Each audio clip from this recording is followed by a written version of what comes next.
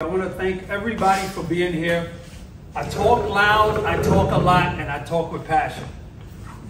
She said, mandatory that you be here. That's all important.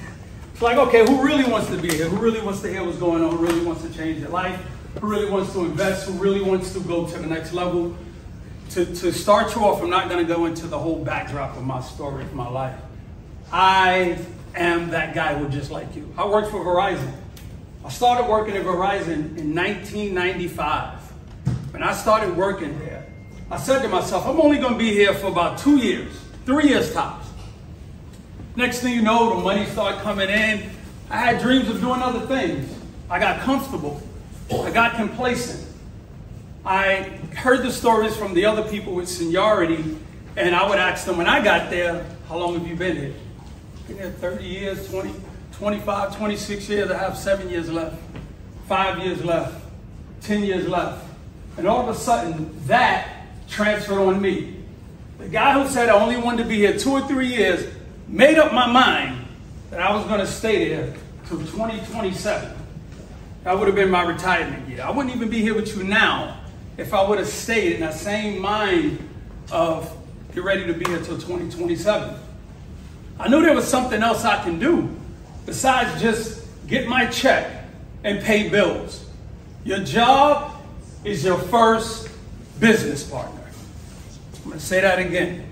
Your job is your first business partner. Your job isn't paying you so you could just go pay bills. Your job isn't paying you so you could pay yourself last. I'm going to give you notes. I'm going to give you things I want you to try to remember or take down the notes.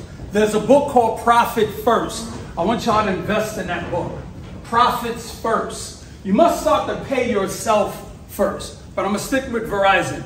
Once I got there at Verizon, there was these seniority guys, and once they had to teach me how to splice. They had to teach me everything. One thing that hit me immediately, I was the threat.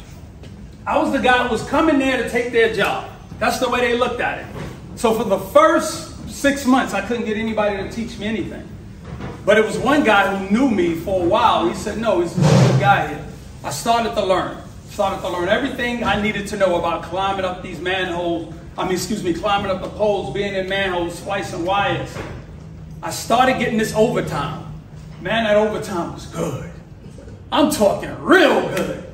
And then we knew how to do, I don't know if y'all do this, but we knew how to 99 our taxes when we got a big check. So we didn't have to pay all that taxes. But I got comfortable. But there was one thing that resonated with me. My father worked construction. He helped build Woodhull Hospital. Everybody know what Woodhull Hospital is? My father was a day laborer from down south. When he got here, all he knew was construction. But it's not like now. It wasn't like the unions now. My dad had to stand out there literally and wait for work.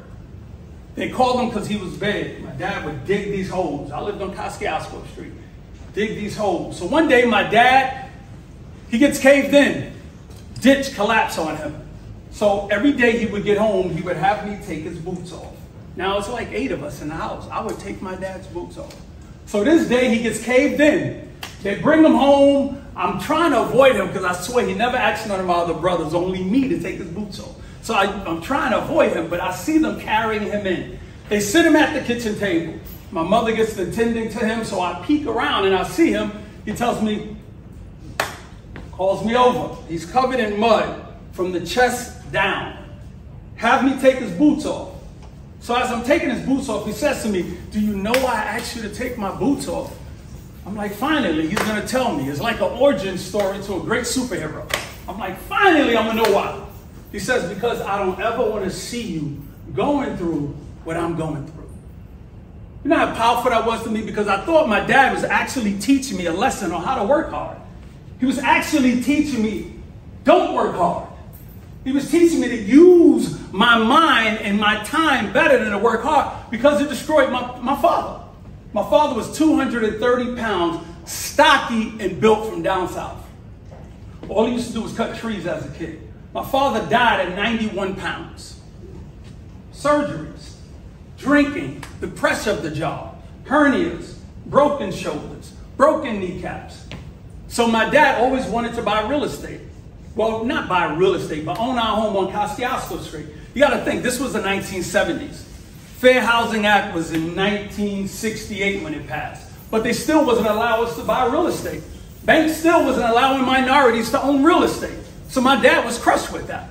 So once I started working, my main objective, when I started working and like, oh, dang, my dad, he has something planned better for me. I said, let me buy me some real estate because I got tired of paying rent. I bought my first piece of property on Monroe Street in 1999. Bought another property around the corner on Quincy Street. Today those properties are worth, I bought them for $325,000. Today the properties are worth $1.7 million easy. But here's the thing. Sure? You got a question? Okay, cool. Anybody have questions? I'm going to take a bunch of questions out there. But here's the thing. Owning that real estate is a great investment, but I still would have had to work over 20-something years to reap the benefits of the equity in that property. I still would have been going to work. And most people who work hard and buy a house and live in it, sell it, what do? Move down south. Because they can't afford to keep, you can't afford to buy where you just sold from. So what I did was, 2015, I said 2014, about 10 years ago, I said, man, this cash flow is good coming in, but you know what? I want to buy real estate that I don't have to manage, I don't have to deal with tenants. Because when I bought that property, all of a sudden, I became a landlord. I had another job. I had to actually deal with people who wanted to give me my money when they was ready to give it to me. I had a supervisor already. I didn't need them telling me, well, guess what? This is...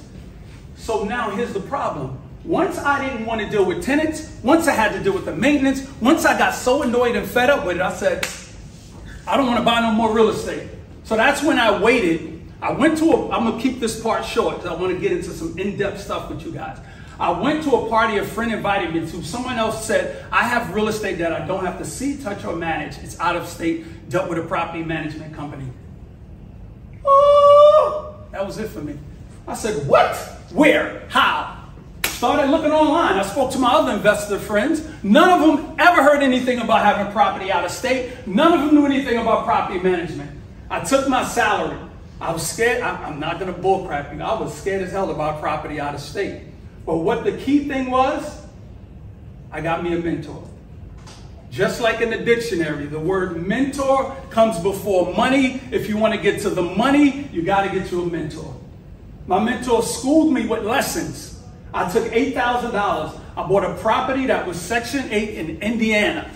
That property was making $600 a month from Section 8.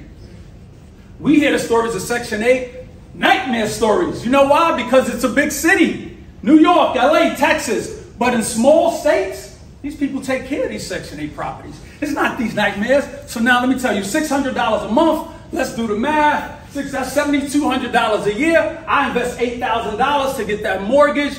That mortgage loan was about $40,000. You can get small mortgages in the city where there are cheaper houses because the banks are accustomed to loaning this kind of money. So it is possible. So the mortgage payment is roughly $300 a month. Once that happened, I started getting that money coming from the property management, which was only 10% of the rent.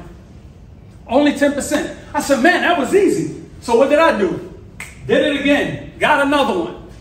Got my tax return. Some of the biggest money we run through, like is Mardi Gras, is our tax money. I need you to stop partying with your tax money.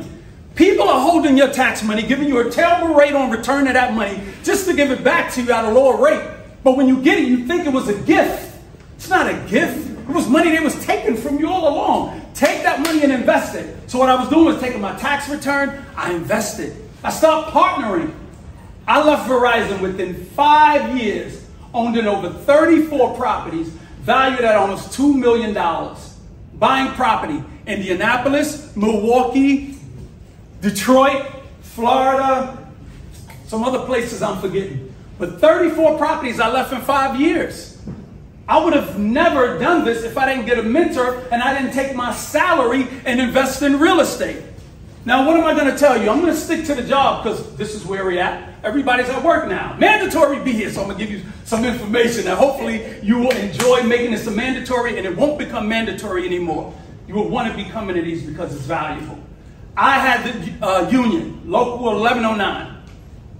My union, I understand what their mission was. I understand their purpose. You have to understand everybody has a higher mission for you to do something, delegating your time to them. I don't knock my union, but I understand what their goal was.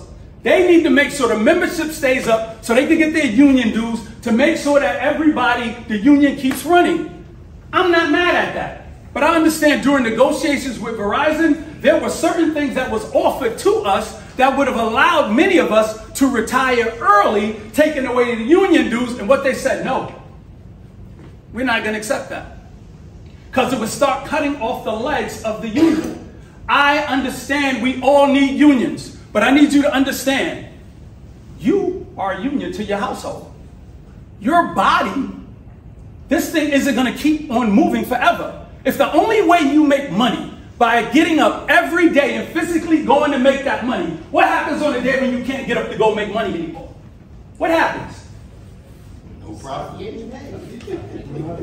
Nobody's going to hear you out. I don't care. And no disrespect to anybody that's managers.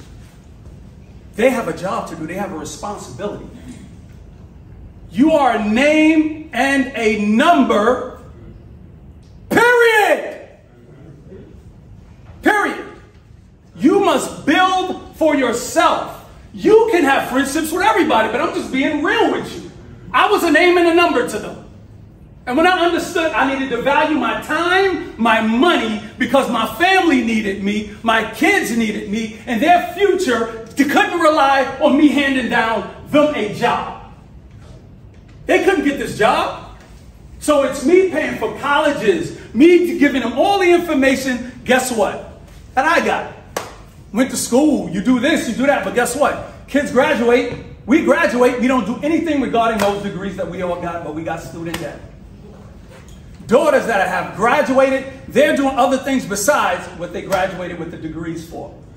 So I need you to understand this is a new phase in time in investing. Do you want to get in with a question? Because I could keep going. Keep going. Okay, cool. Keep going. Questions or comments? Yes. Did you say Quincy and what else? Quincy and Tompkins. Monroe and Tompkins. You're not 1.6 or 1.8 anymore. Oh, whatever they are, I don't check. But you know what I mean? But I know. Close to 2 at this stage? Well, here's the value thing with equity in real estate. Real estate, I'm going to give you just a little pushback. Don't get confused when you see a property is worth $2 million and think it's actually worth $2 million. Property is worth $2 million if it's renovated up to $2 million. If the property next door is worth $2 million and it's fully renovated, your property is not renovated. If it takes $400,000 to get it to $2 million, you minus $400,000 from $2 million. Your property is worth 1.6. That's how it works. So if the property is renovated, sure you could get $2 million. All right, but now let me keep going. On the theme of the job, take your salary and start investing in yourself, whether that's real estate, whether that's, I'm going to take you down this road. I need you to have stocks. I need you to start looking into the future. I need you to start understanding your grandchildren will never touch paper money again. Your great-grandchildren will never touch paper money. Are you investing in the new forms of money? Are you investing in technology? Majority of people in here have Apple phones. Do anybody own Apple stocks? You need to invest in those things. That's the future of where everything is going. And to become savvy investors, and I want to change your mind into understanding that if you don't invest in yourself, you're not investing in your children. Excuse me, I'm definitely going to get thirsty. Your children are facing a bigger uphill than you are. Anytime you look at your children and you go through vanity and saying how much your children look like you are now destroying and burning the legs from underneath your legacy. You need to look at your children and say to yourself, I wonder what my grandchildren are going to look like. I wonder what my great-grandchildren are going to look like. Because those are the ones who are going to have the higher mountain to climb. Now, kids between 30, adults rather, between 25 and 30, they're not making as much money as their parents did when they were 30. I'm going to repeat that. People now at 30 are not making as much as their parents did. Me at 30, I make more than my father. My father made more than his father. But don't you know, my children are not as making as much as I am? Because the economy is set up against them. Real estate is higher, interest rates are higher, people waiting for interest rates to drop. It's not going to happen like that. Stop sitting around waiting for something to go on sale, and it's not going to happen. The only way you're going to get into real estate now with your salary, realistically, is to partner. Group economics. Take your family salary, invest in real estate.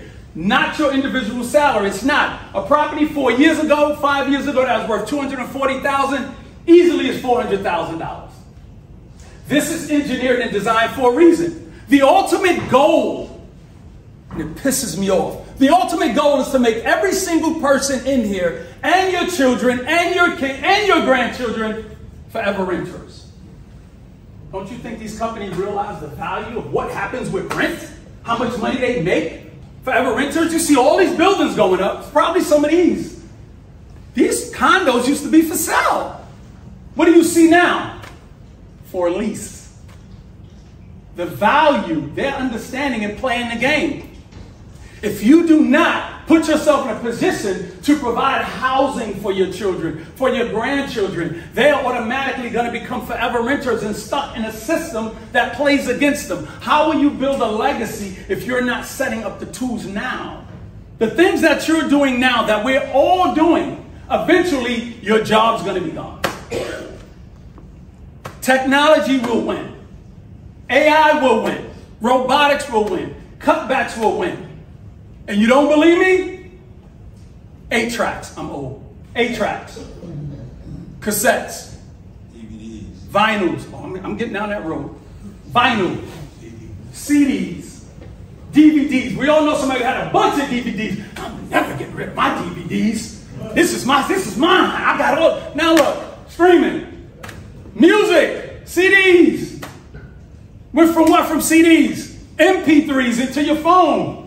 Now it's straight streaming.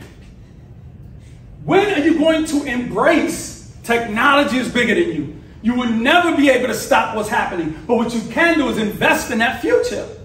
We are watching billionaires with these AI companies get on TV and talk. There's one right there, so. I hate to stop my flow. I value every precious. It's already in the cup. It's already This in the one? cup. Yeah. I value my time with y'all, so I don't want to cut it. You have these AI billionaires who constantly tell you, your job is not going anywhere. Your job is fine. Your job is great. McDonald's, every fast food place is already automated. There's a company called WAMU. They are now doing driverless car service. Domino's Pizza is doing driverless car service where they bake the pizza while it's on the way to your house. Google owns WAMU. Tesla, starting August, they're going to be doing driver share where your Tesla, when you're not driving it, is going to go out and pick up fares. Think of all the drivers. 2030, no bullshit. Y'all can look this stuff up. By the year 2030, AI would destroy 3 million jobs. What's going to happen when 3 million jobs are gone? There's not going to be another job for you. When you wake up one morning and hear Amazon has just laid off 50% of its workforce, I want you to start quivering in your boots. That's mostly us. That's mostly innocent. That's mostly our people who work in these Amazons. So what's going to happen when there's no job then? There's a program called UBI.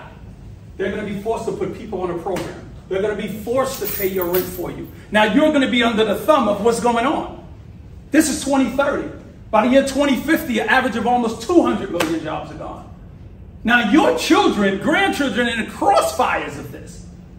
So if you're not, hey, this is just me. I'm like a preacher at church. I'm not talking to you. I could be talking to somebody next to you, but I have to use the word you.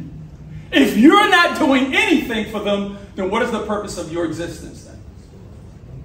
What is the purpose of your existence? If you're not building something out for them. And that's where I understood my value, because my great uncle told me, some stories I don't like getting into because I get very passionate and emotional about the stories. He told me the stories about how my great-grandparents walked from slavery 15 miles in the dark when they let them go. They had to go build a shed. Jamestown, South Carolina.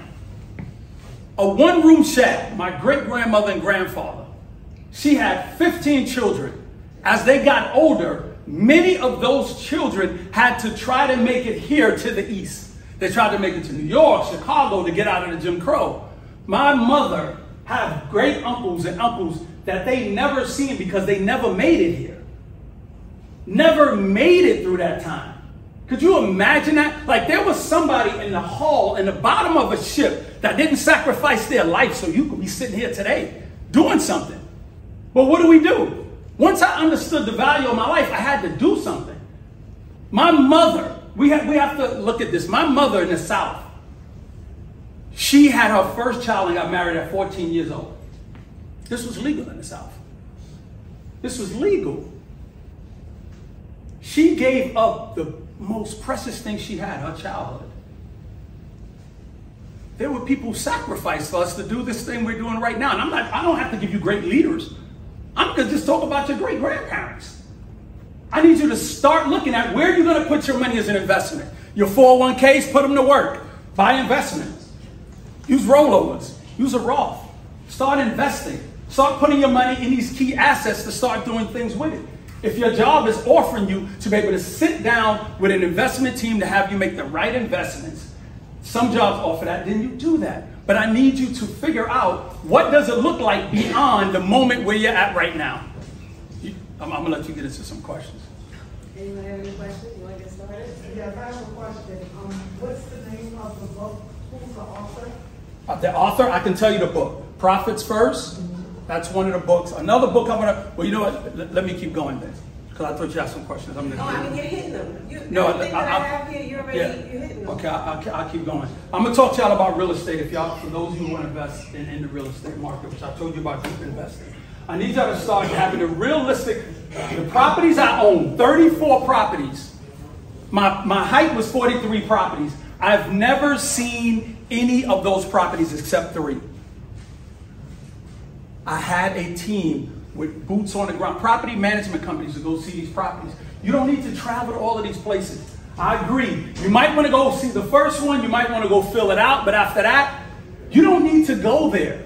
You know why? Because I bought properties that were all tenant occupied. I never bought any vacant properties except if they were duplexes and quads. If they were duplexes, or if it's a duplex, one side needed to be rented. If it was a 4-unit, 2 units needed to be rented. You know what that told me? The property is habitable. There's income coming in. I didn't have to worry about a lot of inspection issues. I just needed to do those things. Start thinking about investing in other markets. In Alabama, when I started buying properties there, I bought 15 properties in Birmingham, Alabama. Those properties I bought at $40,000, $50,000. Birmingham now is about $180,000, almost $200,000. That's a problem. The people's income did not exceed as high as the property's values. So what is that saying for the people that live there? They're going to have to rent. This is why you have to, I want you to start looking into other markets where you can now buy and see the projection of where it's going. If you want to start investing, I'm going to advise you, don't invest in single family homes that much. If they're tenant occupied, do so. But I want you to start thinking about multi-units. I want you to start thinking about getting government program properties. You know why? Government's never laid on rent. 3 reasons. Second one, the government's never laid on rent. The third reason, the government's never laid on rent. When COVID hit, most of my investor friends were having nightmares. People getting fired, losing jobs. They said, Storm, how you doing on rent? I said, I can't relate. The government's giving me my money every single month. I didn't have to go through that. I want you to look into these programs that are available for you. Like, here's another thing I want you to think about. Also, when you get into real estate, the tax benefits in real estate would change your life. Once I started investing in real estate, I realized me being the busy bee, working this hard, taxes are made to hurt me. Having a regular job, oh, y'all being crushed with taxes. When you get real estate, your write-offs are endless. When you create housing and you create jobs for people, that's when the taxes play in your favor. There's a structure that I created called the 3 must-have LLCs. One's an acquisition LLC, which I buy properties. That LLC strictly buy properties and get loans. After that property is purchased, I transfer it to a holding LLC. Why do I transfer it to another LLC that's a holding? We hear about them. holding LLCs and movies and all this kind of stuff. It makes it seem like it's only for the wealthy. No, it can be done. I transferred to a holding LLC because I use that acquisition to only pay mortgages. Only pay mortgages. And now what do I do with that acquisition LLC? I have a $2 million acquisition LLC with mortgages in it. I go borrow money. All I do is go play with other people's money. Show me the LLC. We want to loan you money. Oh, here it is right here. They loan me endlessly because the money is in a holding. The reason why I move it because if somebody slips and fall in that property, now it damages the acquisition. So we say with the holding. But now, most of the time, any homeowners in here, anybody own real estate? Anybody have tenant occupied real estate when you're collecting rent? So you're collecting rent. Are you collecting the same rent in the bank account with your name on it? Okay, here's what you need to do. You need to have a separate property management LLC collecting that rent. You need to separate the money from the entity, from that house. And the reason why this is so important, because now you're able to do this great thing, which is write off expenses on your home. You have a home office. With a home office, you're able to write off a percentage of your mortgage, rent, lights, gas, your vehicle. There's an app called Avalanche. Avalanche track your mileage. You write off the depreciation of your vehicle. The accountant just needs to know how many miles you drove. Once you start driving, the app asks you when you stop, what's this business? All you do is hit yes. Now you're writing that off. And also there's a thing called a book-in vacation. What that means is you set up a real estate meeting on Thursday, a real estate meeting on Sunday. You want to go to Florida. You set up that meeting on Thursday and Sunday. You go to that meeting on Thursday in Florida. The next one's on Sunday. What are you doing in between that time till the next meeting? You're enjoying yourself. And you're writing off most of those expenses. What you need is a business account, a business credit card, and I'm going to give you the book. It's called Time Will Write Tax-Free Wealth. Book changed my life. I'll send the email afterwards. And Time Will Write Tax-Free Wealth. You need to understand that you are a business man. You are a business. I'm able to write off so many things now just because of having a property management company. My accountant texted me 2 days ago. She says you have an extra $200,000 of expenses that they charge you for in taxes. What do you want to do with it? I said, well, you tell me. She said, well, let's do a cost segregation.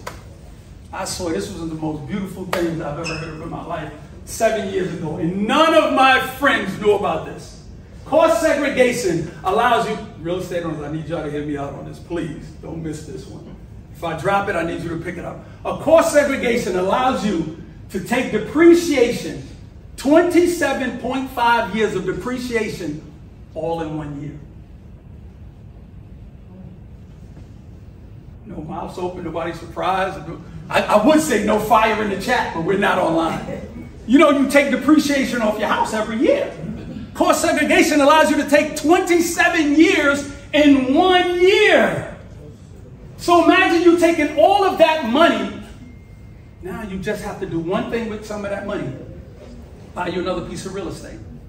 So now once you claim that cost segregation, you claim that money, you bought you another piece of real estate. The question is, well, what if I sell that property before 27 years? Okay, it's no big deal at all. What you do is you do a 1031 exchange, transfer that debt into that property. But how does that work with, what you call it?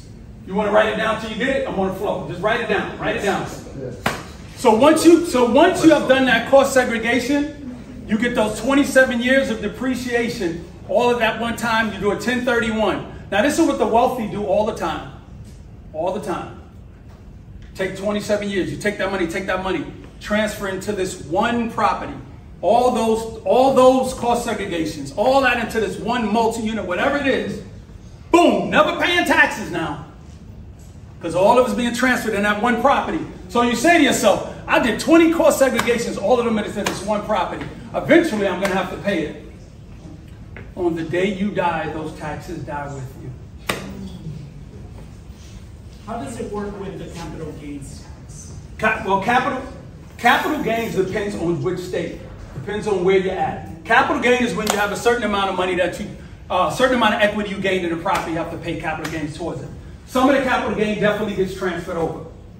That's an accountant. I'm going to give you everything I know from what I've done, but I'm not going to try to give you all the legal aspects of it because everywhere is different. My goal was to make sure I spark a fire. I want to create the spark. I need to look behind the back of your eyes and all of a sudden somebody woke up in this room. I'm just showing you that I still would have been at Verizon till 2027 if I didn't take the initiative. If I didn't take the initiative. Start learning the little mechanism. If for those of you that are slightly older than me, they go, well, it's too late for me. No, it's never too late. Set yourself up where you can have income coming in from other investments, whether that be stock portfolio, whether that be an investment in some kind of thing where you can work less and not harder. Some of us love to work. I admire that. But one day your body is going to give out and you're not going to be able to work no more. So that's the real estate part of the aspect of it. So let me go into another thing that changed my life.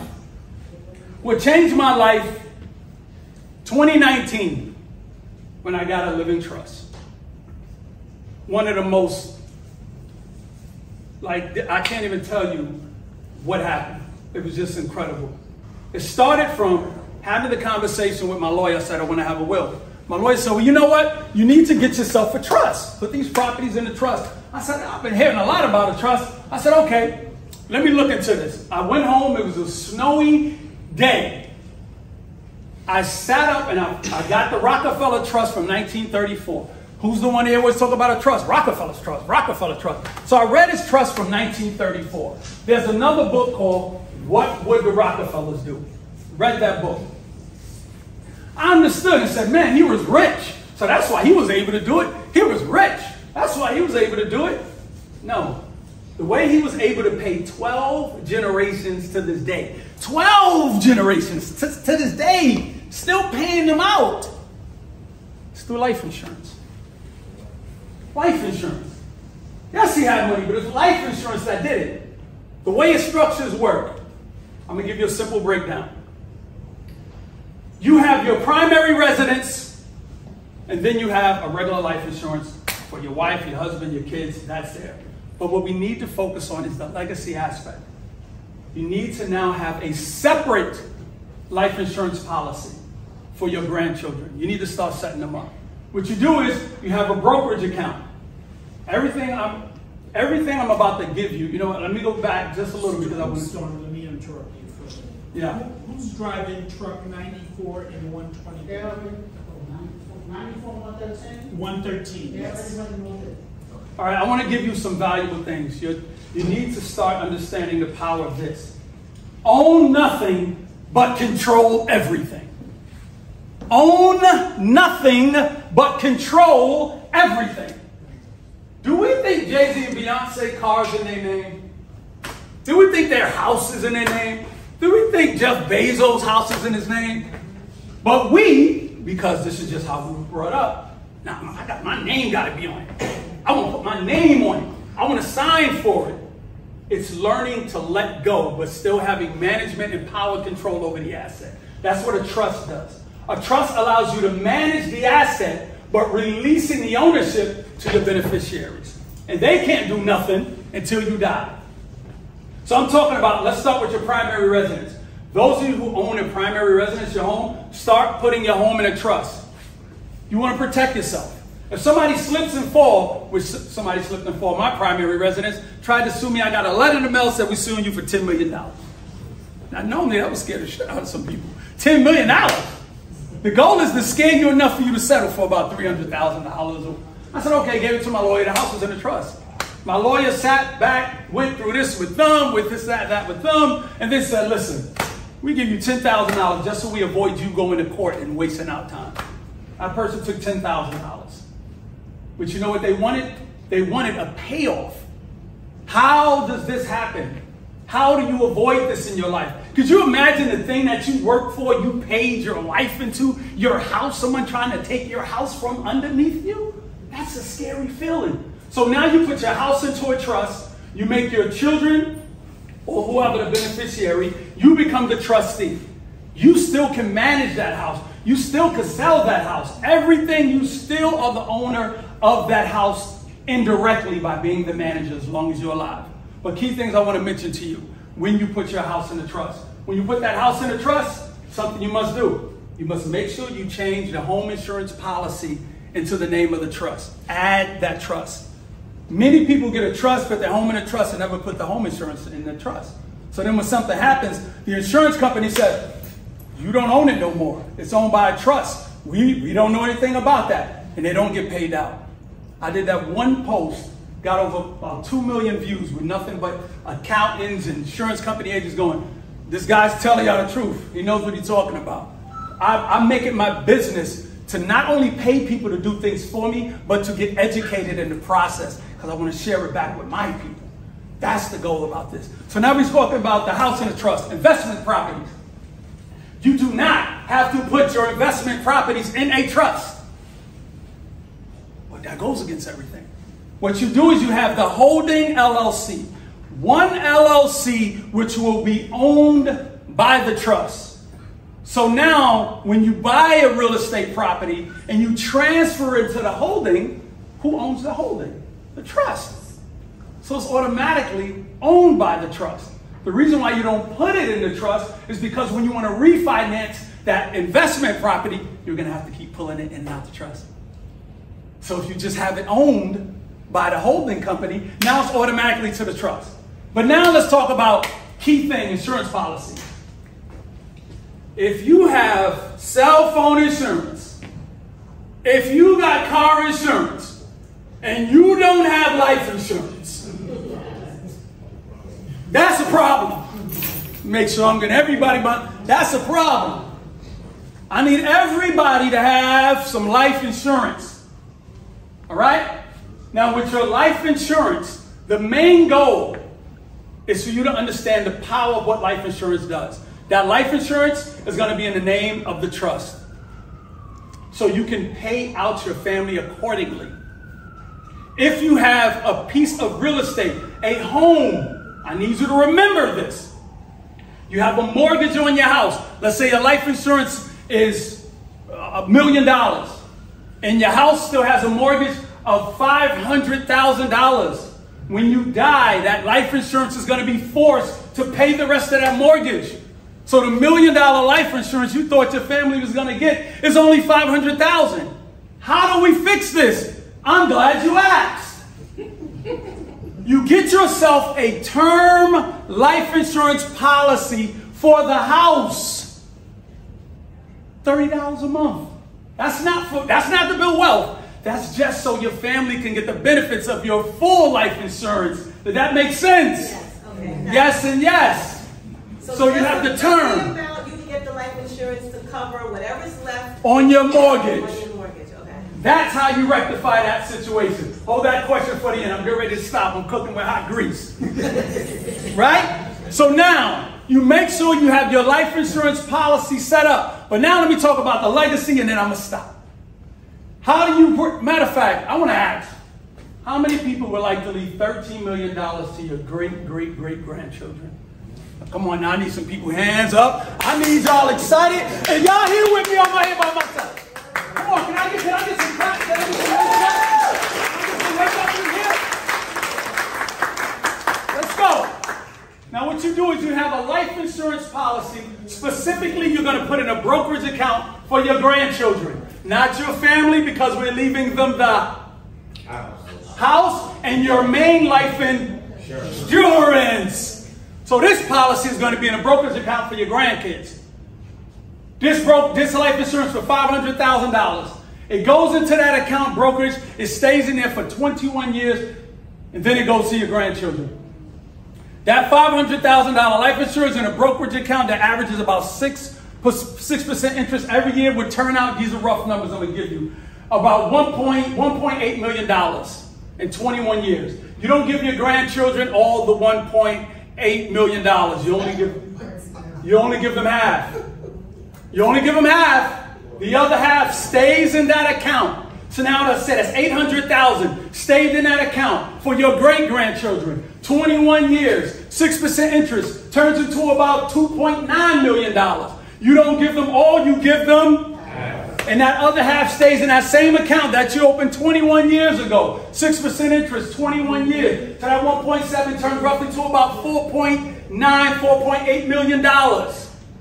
You don't give your great-great-grandchildren that. You only give them half. And the other half stays in. So that's 2.5. 2.5 again. 2.5 turns in about $7.9 million for your great-great-great-grandchildren. You don't give them all. You give them half. You leave the other half. So that's 3.5, 3.5. 3.5 million in 21 years. 6% interest for your great-great-great-great-grandchildren comes out to $12.9 million. All because you opened up a life insurance policy for $500,000, put it in a brokerage account in the name of your trust. Can I get a goddamn round of applause?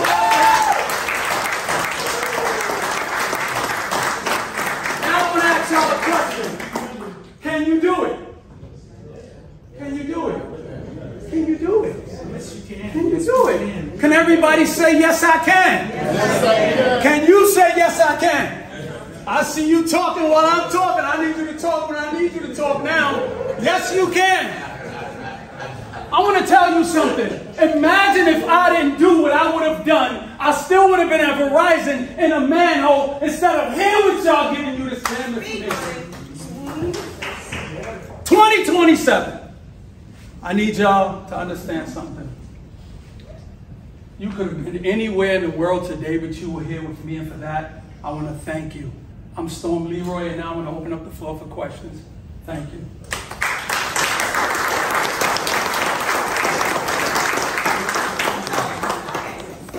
Yes.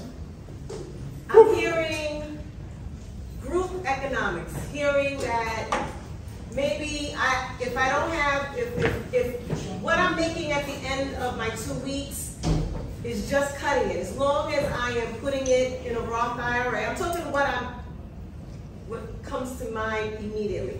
Making sure that I am part of my pension, my Roth IRA, and whatever money I can pull together in a group setting, hopefully family members or close friends, taking that money and at the very least investing in one property out of state to get started. Okay. I'm going to make it simplified. Very, very, very simple. If you save $100 a week for the year, that's $5,200. Now you got your tax return at the end of the year. It was roughly for everybody in here, hopefully you got some kids and stuff, that's about $5,000. End of the year, that's $10,000.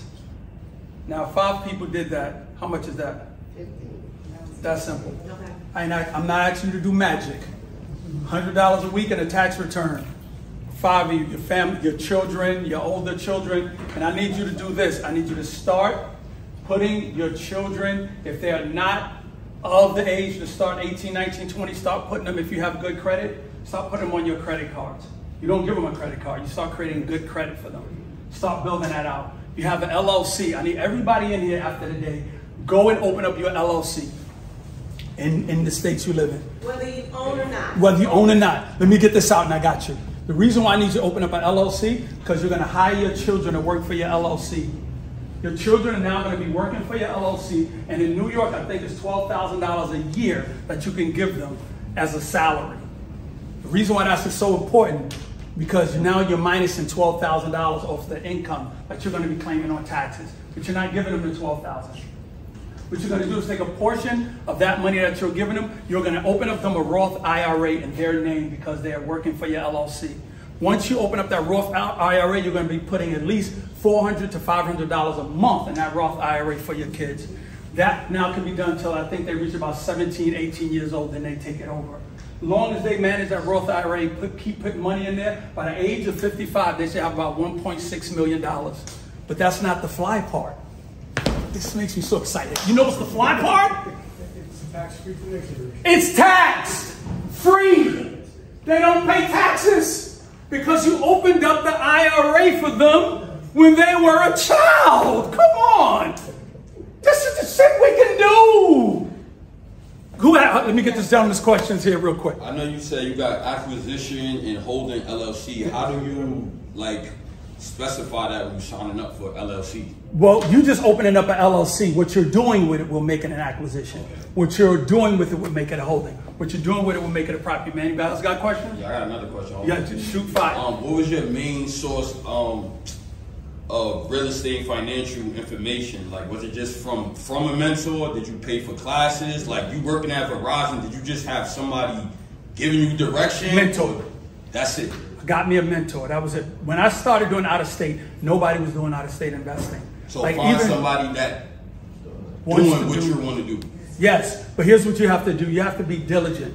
You have to send them a message, but don't send any message. Don't ask them, tell me about the first house you bought.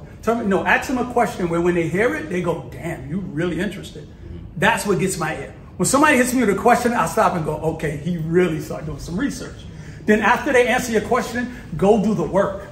Come back with what they gave you and show them what happened after you did the work. Then they're going to pay more attention, and that's what I did. I started sending, to this day, my first mentor I met online. I never seen him. Never seen him to this day. Never traveled to see each other. But we still talk.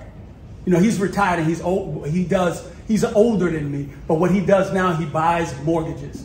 So that's what you do. Find somebody who's a mentor, and you get, but now it's going to be hard to find free mentorship.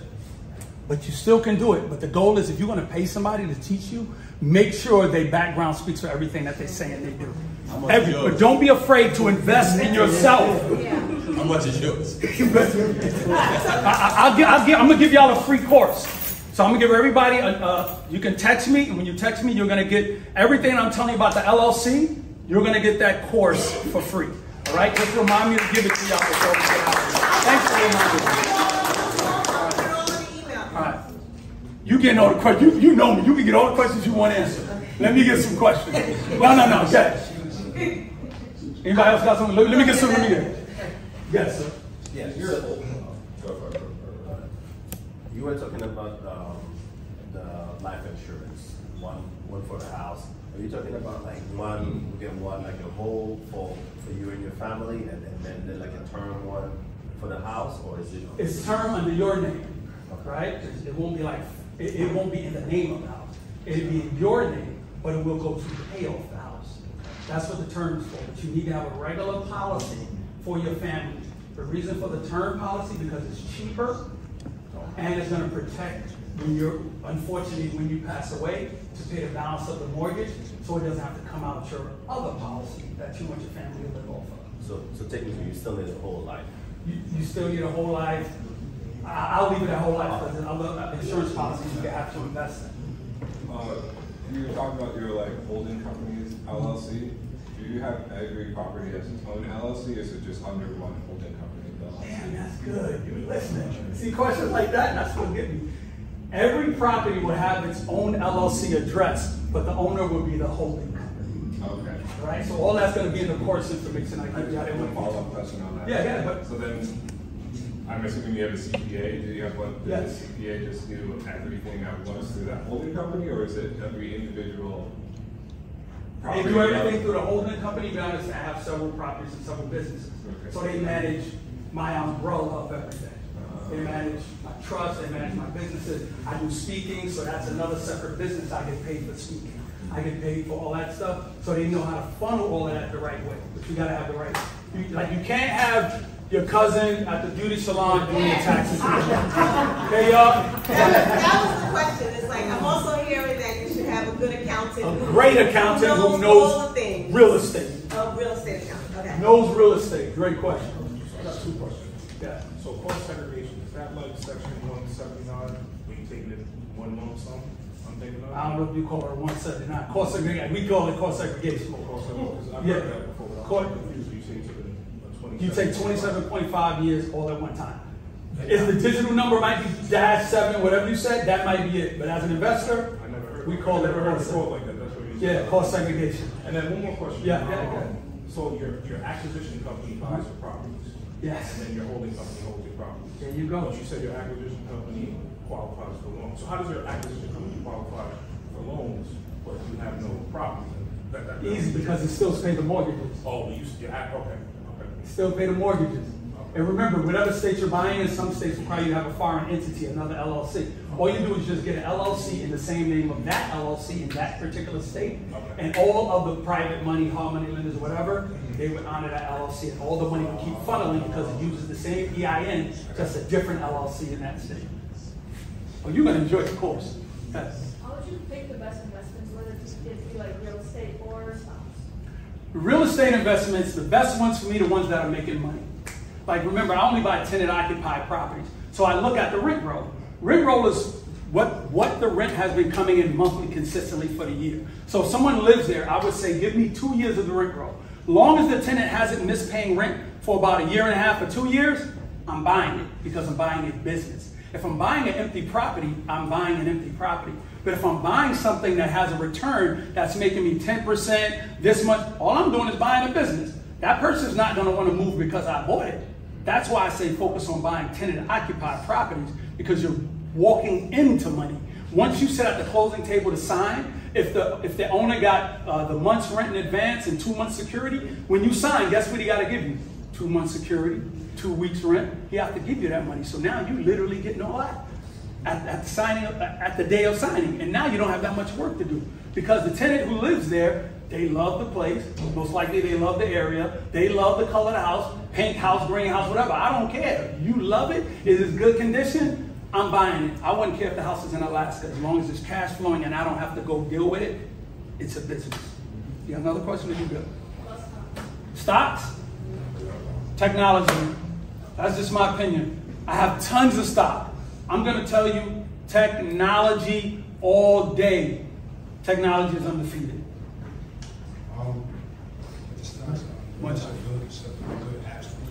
Say it again? I would say stop watching your local news, right? Robinhood, Webull. Yeah, those are the platforms to trade. But when you want to gain a lot of knowledge about stocks, I need y'all to start watching Bloomberg. Start watching Bloomberg. Start watching international news. Stop watching your local news.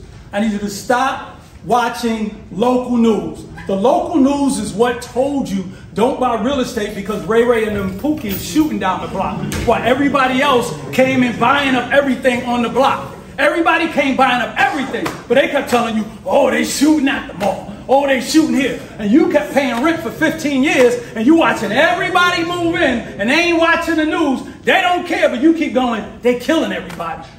It's all a trap. It's a mental enslavement watching the local news. Start watching those type of news, CNBC, those things like that, all right? So would you say, let's talk about Brooklyn, would you say Brownsville and East New York from an emerging standpoint would be the next place? I live in East New York. I live in the 75th precinct. I know, everybody, kind of. Got it. So, would you say that's the place to go since it's the final frontier of Brooklyn? I'm going to be honest. I swear for God, I didn't want to get into this. I swear for God, I didn't want to talk about this. But I only could talk to y'all about the truth, right? You have to look at Brooklyn. Brooklyn has made a major turnaround in a lot of areas because people like us didn't move there. They brought value to our area. They brought their prices up. They started paying the high prices. They started paying the higher rents. Let's be real. But it also, when you buy property in certain areas, the new people who will move here need to have a proximity to Manhattan, to Dumbo, to these type of areas. So will they move further out to Brownsville and East New York? Realistically, a lot of them won't. But the gentrification that is happening there is a different type. It's more of, you're going to see more of the methadone clinics, battered women, shelters, and that's lumping a group of colored to whites to Asians to Indians together. So you see them in the area and you look at that as gentrification, when really it's programs coming in bringing in those kind of people. Now, this is my fear for Brooklyn. I swear for God, I ain't want to go there, but I can't lie to my people. Brooklyn is not, Bed-Stuy is not like Bay Ridge, Dyker Heights, Brighton Beach, where mostly people who live there white people, and please people, don't be scared when you hear a black person say the word white, Asian, Indian, Jewish. You can say all nationalities and have good things to say, but we get our panties up our ass when somebody says somebody else's nationality. We can have a real conversation. That's all it is. So what I'm telling you is those areas gain equity value by the people who were born and raised there. So they're not in jeopardy of losing their equity value. We will be in jeopardy of losing our equity value if something traumatic happens with the keg, what's going on with politics and everything, and our area now is being affected. Bed-Stuy starts being affected, and these group of people start to move out and take equity with them. And what I'm saying is, you have to understand there's a difference between white renters and white owners, Asian renters, Asian owners, black owners, and black renters. There's a major difference. Just because you see a sea of people of all colors, don't mean they're buying. They could be renting. See, the problem is we were not put in a position to bring up the value in our own neighborhoods. They relied for us to work the jobs in these things they built to give us money to put in our pockets, but they didn't now create the resources for you to be able to buy the house on the damn block you live in. They gave you money to pay more rent, but made it safe for other nationalities to buy our homes. And now that they own the homes, what happens when the jobs go away and now we're faced with 2030 and 3 million people lost their jobs, and now the people in the area who work the Amazon, who work the Dumbos, who work all this, don't have income coming in no more. What's going to happen in our areas now? Is it going to be the same safe space? Are they still going to be the same money value? This is why I just came back from 4 different countries. Took 12 flights, and I'm telling y'all something, 12 flights in 30 days. Always wear compression socks. My toes was a mess. While I went to these countries, I went to buy real estate and explore what was going on. Every country I went to set aside jobs and housing for their people. Set aside jobs and housing for the children of those people. They're not doing that here. They don't care about our kids and our grandkids. So, well, this is going to be a problem. This is why, for me, it's code red for us. We don't have another time around. If you don't make your money now within tech and stocks and group economics and real estate, right now, the door's going to close completely. Completely. It ain't going to be no second go round of the era of when it was industrial era, when slavery went to the cotton gin, and the cotton gin brought in the Civil War. Like, I can go to this whole history thing because I love it. You're not going to see another time like this time right now for y'all to get rich and to build wealth. When this one is over, it's over. Anybody got another question? How do you feel about building property from the ground up in like the Midwest and those areas like that? I like it if you're there, because you have to deal with contract. I hope I answered your question too also. Do I think it's the frontier? I think they're a good investment, but they're very overpriced for the people who live there, and they're going to start to rely on people who are not from the neighborhood to bring the value in those neighborhoods. That's the problem I have. If they created programs for the people in the project from Brownsville and East New York to start becoming homeowners, the area will become more safe. People will start to take care of it. If you're not giving them any other thing but other people moving and owning, why would they care about the crime going down? That's the problem I have. So that means a lot to me that they give us something of our own. Sorry, brother, what did you say? Development like in the Midwest. Like, if you're there and you have a team that could develop, I agree. I would do it. But I would start simply add water stir, y'all. Keep it simple. Find you a property.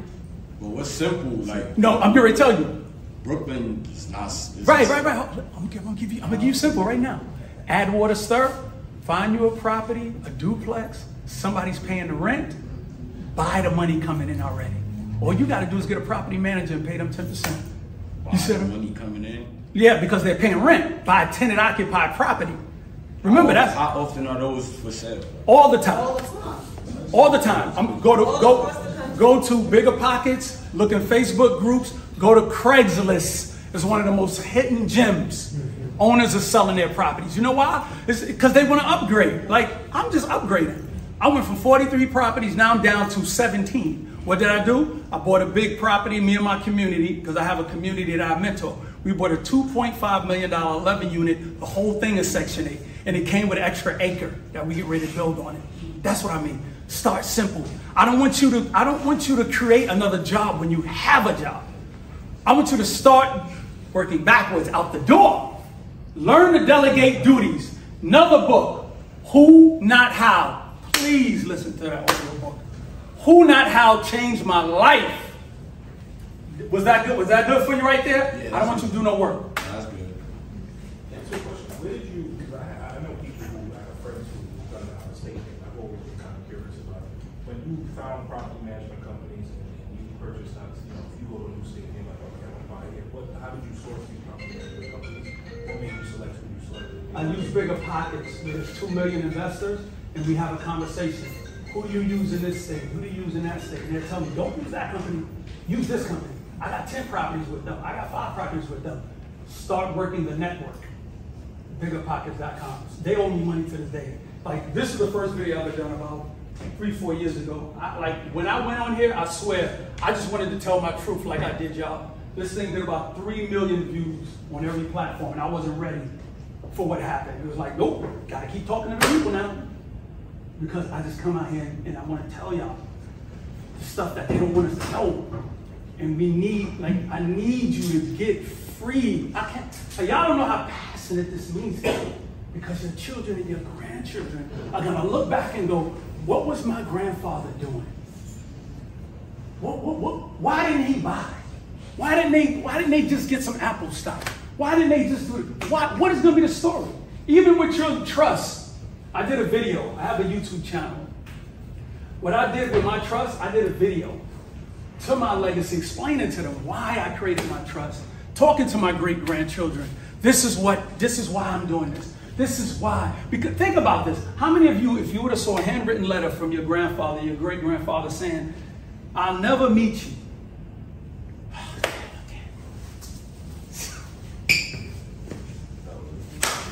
How many of you would act different?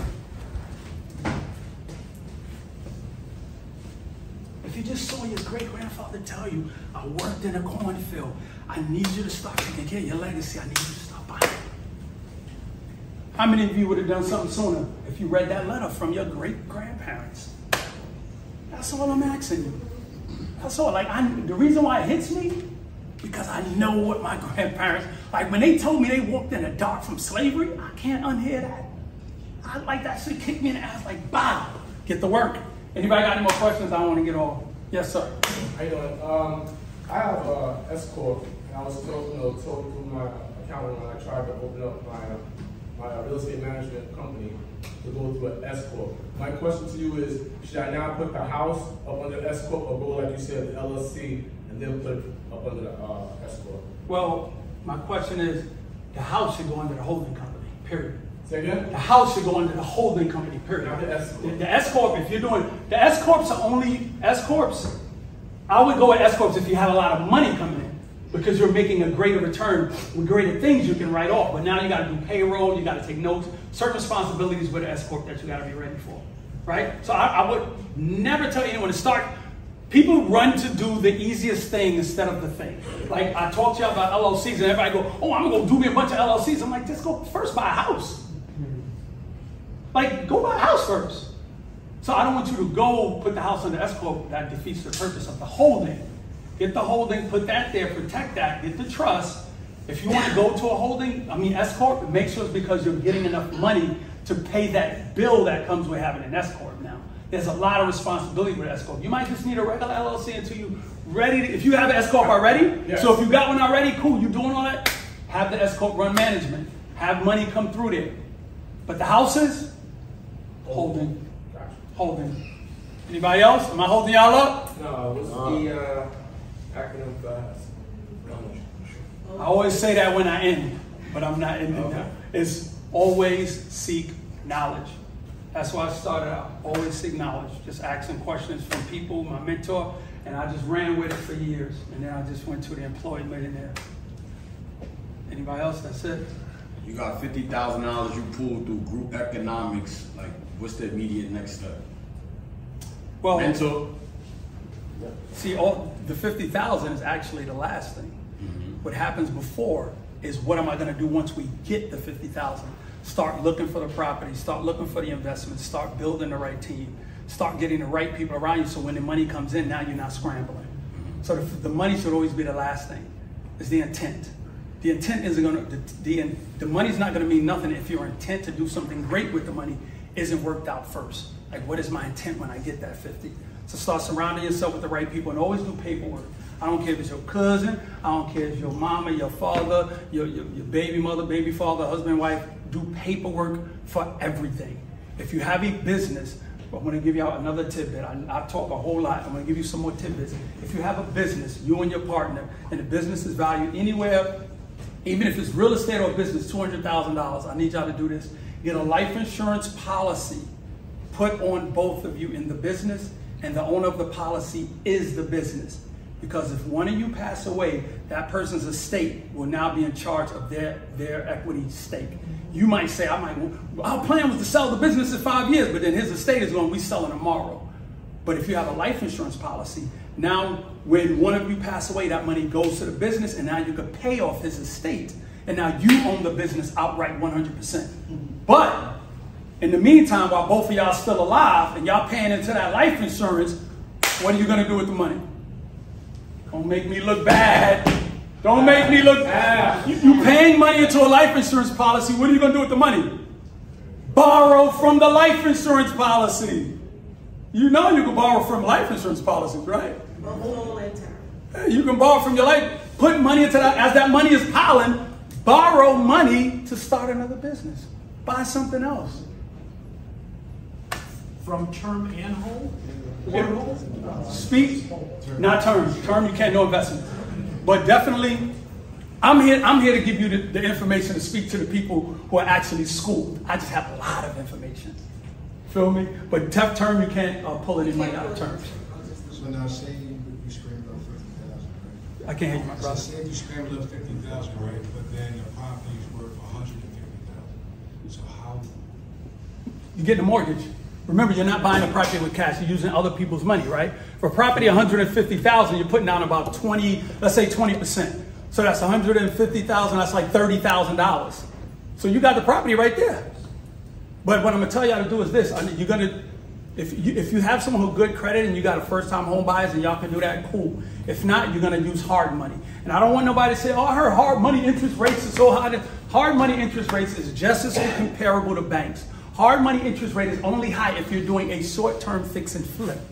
Hard money have 30-year loans where they loan you the money for 30 years. So you can go there, do the same thing, get that property. Don't let anything stop you if you hit don't let a bump in the road turn to a blockade. It's just a bump in the road. Some people are like, "Oh, I knew it wasn't gonna work." And then they stop. It's not how it works. But if that's the plan, you're always gonna borrow. See, I need y'all to not be afraid of numbers. How much does $1 million house cost? Yell it out. How much does $1 million house cost? 20%. I just told y'all. No. $200,000. 20%, right? See, we hear the big number and we think that's what we have to pay. The big number, $1 million house, I can't afford it. What if I told you it's $200,000? $100,000 house, I can't afford. I don't have $100,000. But what if I told you it's only $20,000? See, that's how you got to start looking at money. Don't look at money ain't even real. Money is all digital. It's like pushing buttons. And when you realize the days of somebody saying, "Yo, I got $4 million," and walking with a big bag, dumping it on somebody's desk is dead. That's a delusional way of thinking. When you start realizing money transactions is digital, you'll realize how easy it is for you to start borrowing money to do transactions with business. Just got to have the right paperwork. Got it, homie? All right, that's it. You're good? Yes, sir. Are you able to, for instance, if you're going to buy a property, I haven't heard this mortgage in a long time, but the PMI. So you're not putting down 20%, you're putting down 10%. But now you have to pay PMI, you know, sometimes maybe 20% might be a lot. Yeah, it might be a lot. You can find a lower entry point. Group economics, though, because the price of real estate is so high, this is where group economics is going to come in. I want to give you guys the number to text me so you can get the course. Can I give it to them? Don't nobody move. I'm doing my outro for the video. I want to thank everybody for being here. God bless and good night. But don't move.